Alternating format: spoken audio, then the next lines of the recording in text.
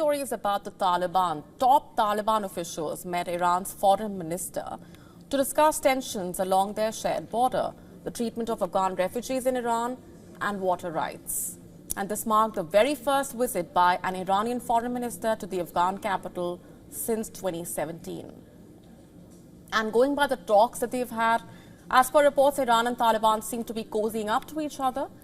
Not just Iran, just weeks ago, India's top diplomat Vikram Misri met Taliban's acting foreign minister in Dubai, marking the highest level of talks with Delhi since their takeover of Afghanistan in 2021. But does this mean bad news for Pakistan, which is currently witnessing a strained relationship with the Taliban? According to a statement from the Afghan government's deputy spokesman, Iran's foreign minister Abbas Araghchi has said that Iran was committed to the return of some 3.5 million Afghan refugees and that it had no intention of interfering in its neighbors' domestic politics whatsoever. The statement also said that Araghchi called for the full implementation of the Helmand River Water Treaty, which basically envisions shared water resources. On January 26, Iran's official IRNA news agency quoted Araghchi as saying he hopes for more economic ties and improved relations with Afghanistan, while citing some ups and downs, quote unquote. You see, Iran does not formally recognize the Taliban government in Afghanistan, which seized power in 2021, as US and NATO forces withdrew from the country following 2 decades of war. However, Tehran maintains political and economic ties with Kabul and has allowed the Taliban to manage Afghanistan's embassy in Iran's capital, all signaling to the fact that old rivals Iran and Taliban might be willing to put their differences aside and forge a strong partnership. And not just Iran, in the recent days, in fact, Taliban has also extended its cooperation towards New Delhi. On January 8, in a statement, Afghanistan's foreign ministry had said, and I'm quoting, in line with Afghanistan's balanced and economy-focused foreign policy, the Islamic Emirate aims to strengthen political and economic ties with India as a significant regional and economic partner, quote unquote.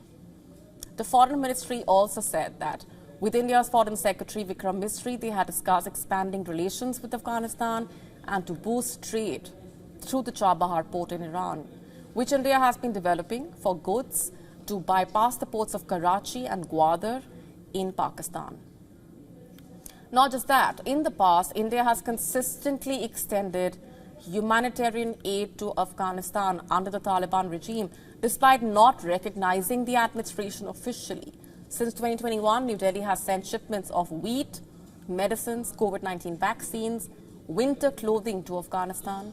India also provided shelter to thousands of Afghan refugees and reaffirmed its support for rehabilitation efforts, factors which contributed to the very foundation of the India-Taliban ties. And now with the latest set of talks, should Pakistan be worried is the question. Is there cause for concern for the Shehbaz Sharif-led government? You see, there is ongoing tension between Islamabad and Tehran over groups operating along the border. According to Iran, these militant groups have sought refuge in Pakistan and are crossing the border to launch attacks on Iranian soil. And what's more, last year, Iran had carried out an airstrike in Pakistan targeting these militant groups, which prompted Pakistan to retaliate with an attack on Iran, killing civilians under the garb of targeting terrorists. And based on the recent talks, if the Taliban is granted the use of Iran's Chabahar port for trade, it could reduce Afghanistan's dependence on Pakistan's Karachi port. Now, as far as Taliban's ties with India are concerned, does Pakistan need to worry yet?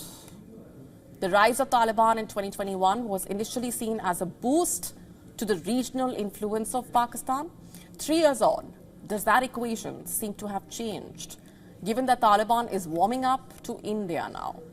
While some analysts say Pakistan need not be worried by these developments, others warn that Indian influence in Afghanistan could further strain Islamabad's ties with Kabul amid the existing tensions. And what lies ahead, only time will tell.